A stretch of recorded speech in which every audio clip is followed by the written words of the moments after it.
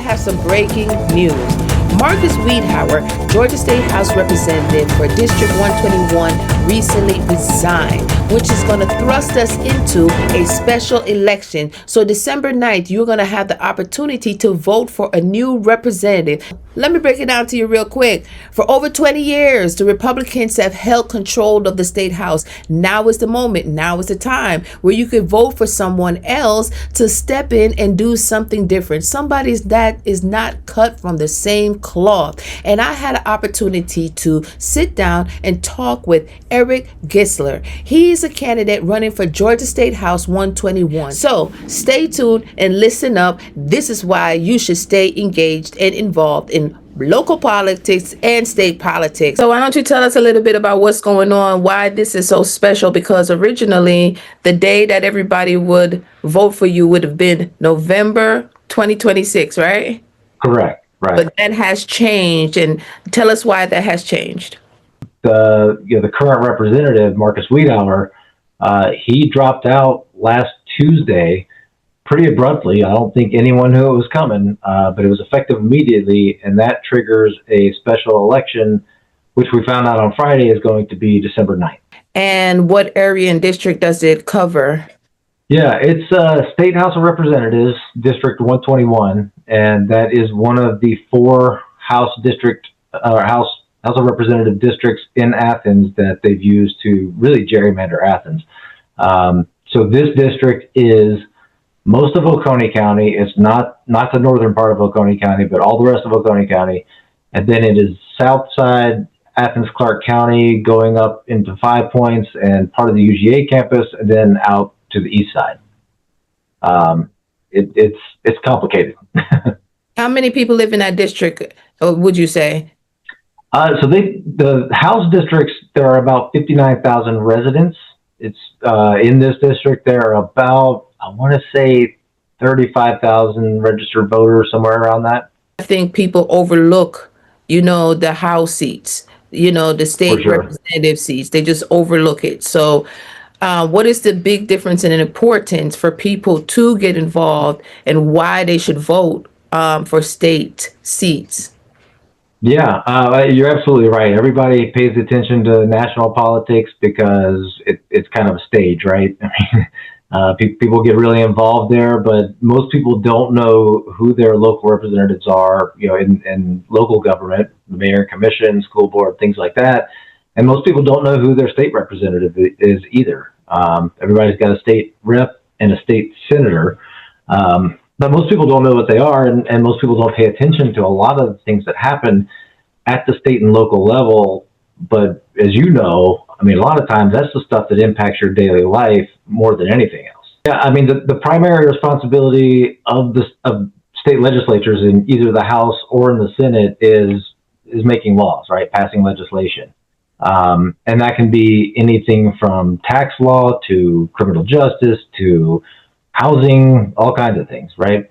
And so that's the primary thing. Now, the nuts and bolts of it, I haven't been elected before, so I'm going to learn a lot of that on the job. But the nuts and bolts of it is everybody gets assigned to different committees, and different committees look at proposals for legislation and decide, whether or not they're going to bring something to the larger body to vote on or not. And so that's a lot of it. It's talking to people, activists, lobbyists, I guess, a lot of people that are trying to get different things changed in our state laws, and then review those and decide whether to try to push that forward. So what committee would you be interested in sitting on, and what are the core issues of your campaign? Yeah. So I'm very interested just personally in elections and voting. I think that's been under attack lately. The focus right now of the campaign and really everywhere is cost of living. Everybody's struggling everywhere these days. And it's something that has gotten worse over the last year, and it's something we've got to do something about.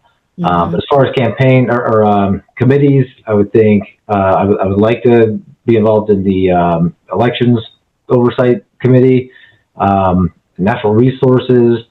There's things like ways and means that kind of cover tax policy, things like that. I think that a lot of those areas would be of interest to me. But being a brand new freshman representative in the state house, I probably am just going to have to take what they give me. I feel you on that. I mean, I encourage anyone listening, if you have specific issues, reach out to me. You can reach out to the website, social media channels, things like that. I'd be happy to talk about any issues.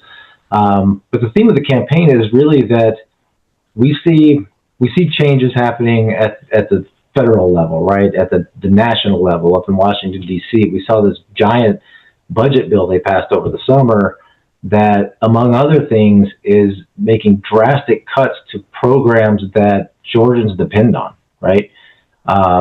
Even before this government shutdown business that's going on right now happened, they passed legislation to cut funding for SNAP benefits at the federal level, to push more of that down to the state level. They've made cuts to healthcare. I'm sure people, if you're on the ACA and you've gone in and looked at prices for next year, they've gone up significantly. They have cut funding for Medicaid programs. They've really cut all kinds of things, right? Education, healthcare, food, all of this stuff, and they're pushing it down to the state level. But when you look at what's happening with the party in power in Atlanta, at the state capitol, who, by the way, has been in power for 22 straight years. They've run everything for 22 straight years. They don't have any interest. It doesn't appear that they're interested at all in stepping up to help people who are going to be impacted very negatively by these cuts. So that's really the thing. And it's really across the board, right? I mean, it's like we said, it's healthcare, it's food, it's education, it's everything. It's so many things. It's hard for you to even hone in on one. It's like so many things going on right now that is important to, I bet, to many of your constituents. 37,000. It's hard to find people to run in seats like these because they are gerrymandered. They're very drawn to favor the Republicans strongly. But I decided I'm going to try it again. I'm going to get in early. I'm going to do everything I can throughout next year to try to get people to at least think about voting for me instead of the incumbent. And so like I said, I announced back in August. And so when this happened last week, I already had the infrastructure in place. I was already filed for the office with the Ethics Commission. So it really just brings the timeline in and really gives us an advantage. Sometimes our back is against the wall. We look at those seats and we're like, we can't win those seats because of the gerrymandering. Yeah. And so what inspires you to push despite the fact that the odds are definitely against you, not because you're not a good candidate, not because you don't have the qualifications, not because you haven't served your community, simply because of how they have redrawn the district. And so what makes you, what motivates you to even keep going? So I want to say real quick, in this election that's going to be on December 9th this year, just a few weeks. I mean, early voting starts the week after next. In this election, it's a special election. A lot of people don't know about it. Turnout's going to be low, and that gives me a bit of an advantage. I can and will win this seat if we have enough volunteers, enough donations. We can absolutely win this one this year. Keeping it next year is going to be harder. And that's where, the strategy is going to come in. And really what I think it's about is talking to people, right? I had already planned on holding town halls throughout the year next year to just try to get in front of people and bring them out for conversations and have real discussions about what's really going on and not just the propaganda they hear on TV, right? From the national level. And I really feel like if I can meet with folks and talk to them and they get to know me as a person and as a candidate and the issues that I'm running for, I think I can get a lot of people to vote for me, even if they may have voted Republican in the past. And I think, we all see what's going on at the national level with constitutional abuses, right?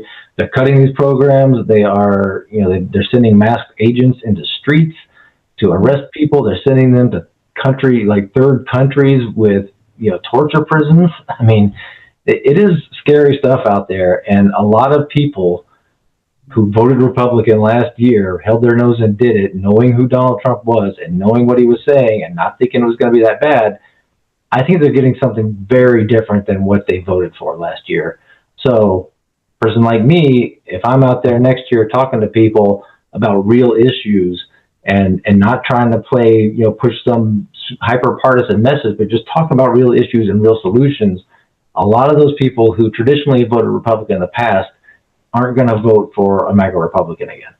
And I think, what we saw on Tuesday night, with all the elections that we won across the country, I think that kind of reinforces that whole plan.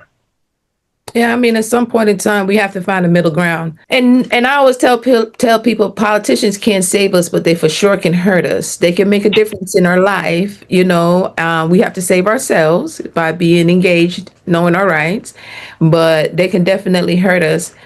I want people to get to know you a little bit. Who would they be voting for? What do you do on your day-to-day life? And who are you? Like, tell the people who you are just as a person. Most of the time, so many politicians is like you don't get to know who they really are. Yeah. I'm glad you asked that because that's true. A lot of people don't get to see that. So I'm a native Georgian. I was born in Atlanta. I lived in the north side of Atlanta, Gwinnett County, until I was about 12, and then moved to Jonesboro on the south side. So I finished up school there. I went to college at Georgia Southern University for a couple of years, and then moved up here to finish at UGA. Graduated in '99. Got married. Moved out to California for a year and a half. I started working for a company that did online banking, so financial services technology. And I was with them through a couple of acquisitions for about 19 years in all. But after about a year and a half in California, my daughter was born out there. We moved back. My son was born here a couple of years later, so I've got the two kids. Marriage did end in divorce, but my ex-wife lives in the district, and she's a supporter now, so that's good if that says anything about me. I did. So I kept working with that same company until February of 2020 when they laid me off, right before COVID hit. So that was excellent timing, right? I ended up buying an olive oil and balsamic vinegar store here in town, the Olive Basket, in 2020. And then a few months later, I ended up getting hired on at a startup that did insurance tech for kind of like renter's insurance. Worked with them for a little while, and I've been to a couple of startups now. I'm at a newer startup now. Been here for 3 years. It's still kind of early stage, trying to get it off the ground. It's also in the insurance space, and I'm doing more on the technology side. I won't go into a whole lot of detail on that, but we're trying to make insurance cheaper, which can hopefully pass on. These are like commercial properties, so hopefully making insurance cheaper can pass on down to tenants in commercial buildings. So that's kind of what we're working on now. So yeah, between that and then and trying to run the store and then running for office, I stay pretty busy these days. So you're a dad of two. You're an entrepreneur. Yep. You're also running for office, and previously you were also I met you. I don't know if I met you when you came to one of our events, but I know that you were previously the chairman out there at the Corny for the Corny Democrats. Is that correct? That's right. It was. Yep. And how many years did you serve on that? I did that for 4 years, and I was co-chair. Okay. And have you done anything else or served on any other committees? Yeah. So Andrew Ferguson, I know. So he and I started a PAC not last year, 2 years ago, in 2023, focused squarely on flipping the Georgia State House of Representatives. And it's called the 2030 Project. The reason it's called the 2030 Project is because the next round, we draw those district lines every 10 years, right, after the census. So the next census is going to be 2020 or 2030. And then after that, we're going to draw new district lines, and that's state representative district lines, that's state Senate district lines, and it's also the U.S. House of Representatives, U.S. Congress district lines. And we have to control one of those two houses and or the governorship in 2030, or else the Republicans, if they have full control again, they're just going to redraw those lines and draw themselves into power again, and continue passing legislation that is hurting people. So yeah, Andrew and I co-founded that in 2030. We have a bunch of college students actively involved, some from UGA, we got some from Georgia Tech, from Emory, Duke. We have one from Duke who's involved. She actually went to high school here in Oconee County and has been involved since then, which is really cool. So yeah, we've been very involved in specifically trying to flip the House of Representatives. Okay, and why should people vote for you? Why should people be motivated to get involved, to get you in this seat in December, and then help you stay in the seat? Yeah, because we've seen what they've done when they've had control for 22 years straight, right? All these cost issues that everybody's dealing with right now, housing has risen, has blown up in the last several years. Insurance costs have gone up, your grocery bill has gone up, energy costs have gone up, your utility bills. I know a lot of people heard about that with the Public Service Commission race that just happened. All of that's been on their watch, right? The Republican Party in power. And in the last 10 years, the Republican Party has gone more and more to the MAGA side, and we've seen that they have rolled back some of the legislation around, or some of the expansion of rights around voting. We've seen what they've done, and if I could bring it back to what's happening right now, the federal government is withholding SNAP benefits. They're on 42 million Americans. That's 1.4 million Georgians. Those are people who are wondering where their next meal is coming from, right? And the reason they're doing it is because they want to take away health care from 20 million Americans. That's about, last number I saw, about 750,000 Georgians, right? So they're withholding food because they want to take away health care. And now they're starting to mess with air travel, right? Okay, so break that down for me, for our listeners, because they're going to be like, okay, what? So break that down for us. Yeah, well, I mean, it's the whole shutdown thing that's happening right now. The government shut down. They have to pass funding every once in a while to keep the government open, and the last one ran out at the end of September. So as of October 1st, they've had to shut down a lot of services. And the reason that it didn't pass was that big billionaire bill they passed in July with all Republican votes put all these cuts that we were talking about in place, right? And a lot of them, they were smart. They pushed them out to be after the 2026 elections when they would take effect, so they wouldn't have to answer to them. But the ACA cuts, Obamacare cuts, American Affordable Care Act cuts, those are going into place in January. So people are seeing the effect of that right now. If you're on the exchange, if you go look at your premiums for next year, they're going to be a lot higher than they were last year because the subsidies are going away, right? And so that's where Democrats drew a line in the sand, right? We said, John Ossoff, Senator Reverend Warnock, they drew a line in the sand, said, you pass this without us, don't expect us to support it now. We're not going to agree to this because we don't want everyone's healthcare premiums to explode next year, right? Yeah. Okay. And that's what this shutdown is about, right? And so now it's gone into November, and even though the federal government has money set aside for emergencies to fund this program, they have decided that they're not going to. Yeah. Right? And if you ask me, that's dysfunction at its highest level, right? And so when it comes to the state, that's affecting those numbers at the national level. When it comes to the state, 1.4 million Georgians did not get SNAP benefits last Saturday. Right. Mm-hmm. 750,000 Georgians are looking to be priced out of the healthcare market next year, right? Those are things that at the state level, if the federal government's not going to do it, we're sitting on $14.6 billion at the state level in surplus funds. We can do something to help those people. But what do you see from the party in power? The governor has said, we're not going to fund SNAP. We're not going to bail out the government because if we do that, what's next? it's a slippery slope argument, and slippery slope is not an argument, right? Yeah. So it's gotten so dysfunctional, and I think that people are seeing that, and they're seeing that directly. It's unavoidable at this point. Yeah, thank you for breaking that down. Because Yeah. it's so important because I want people to understand that's part of the reason why I do this podcast is because I want to educate folks about the political process, keep them informed about what's going on in their community and how they can take action and get involved, do something. You know, a lot of people think that I can't do anything about this political stuff. You know, some people think Oh, that you their vote absolutely doesn't can. matter. I encourage people like if you don't think your vote matter, you're wrong.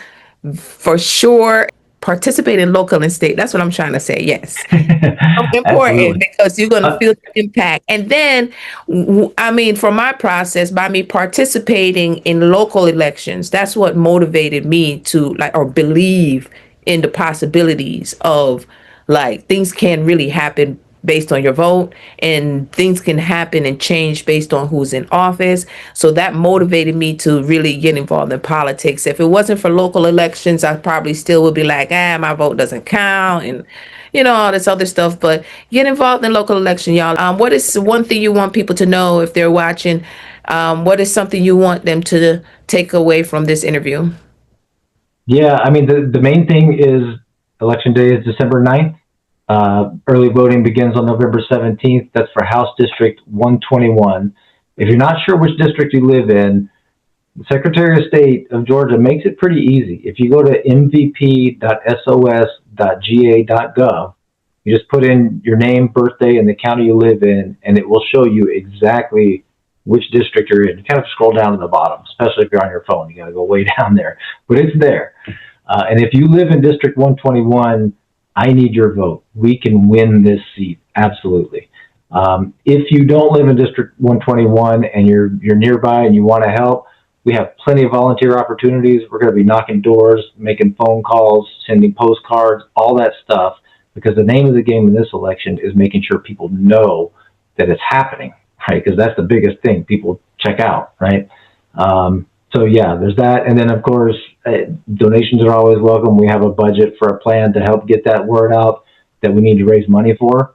That's to send out mailers, that's to do social media advertising, things like that. So yeah, that's where we are right now. That's the main takeaway. And I will say, like, if you feel like your vote doesn't matter, it's easy to feel that way, especially at the presidential level and some of the federal levels. This race is one where your vote can absolutely count. And I'll mention also, I don't know if you saw it or not, but up there in Jefferson, last I saw, that mayor's race was decided by one vote. Yes, and I was One. like, see, people got to pay attention. Like, if you Yeah. think the machine are rigged, these are the moments when you see that. No, you just have Yeah. to vote. People have to turn out because by one vote. One. Imagine that. In Marietta, it was three. I don't know if you saw that one. There was a young black man running, and I can't think of his name right now.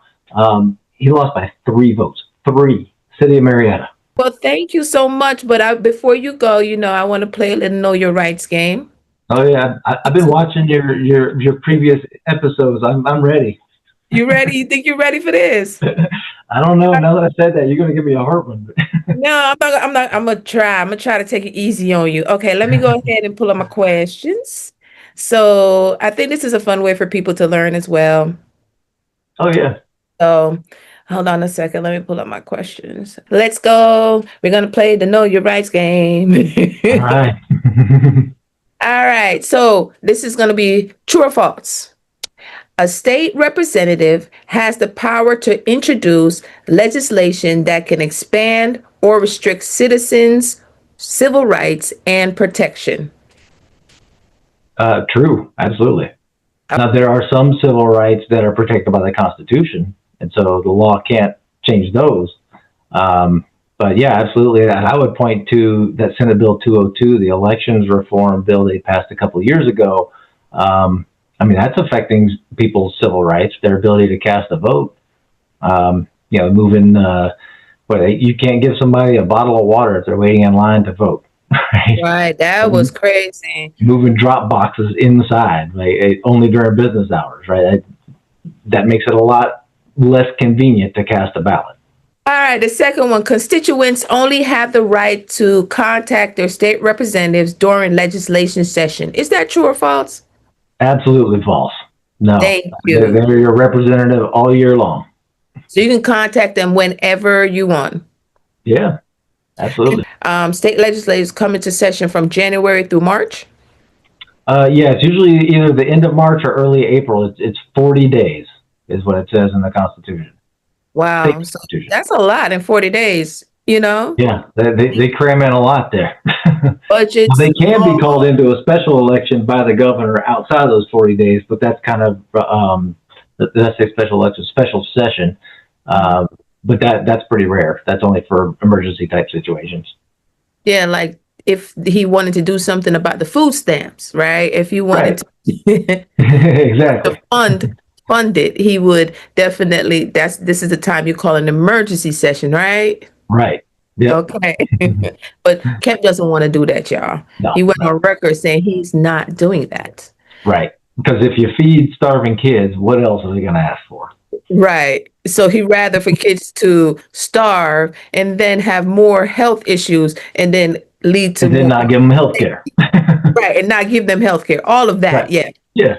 Yeah. Interesting. Yeah. Funny how that works. All right. So state lawmakers can play a role in reforming policies, such as court procedures and housing regulations in their state. Is that true or false? That is true. All right. Yeah.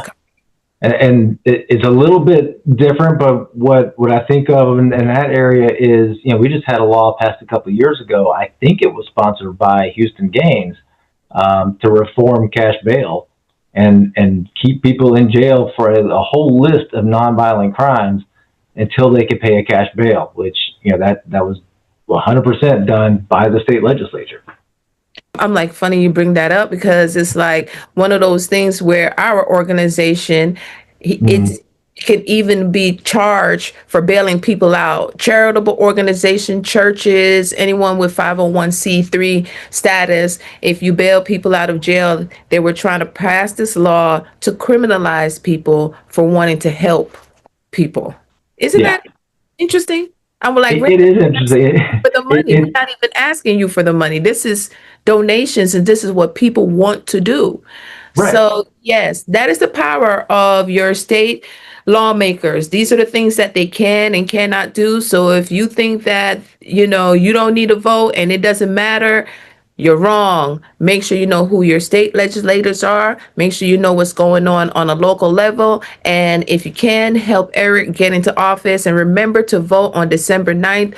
Any final words, Eric? Thank you for having me. Again, early voting starts November 17th. And I'll let you give this little nugget of wisdom is it helps campaigns the earlier you vote.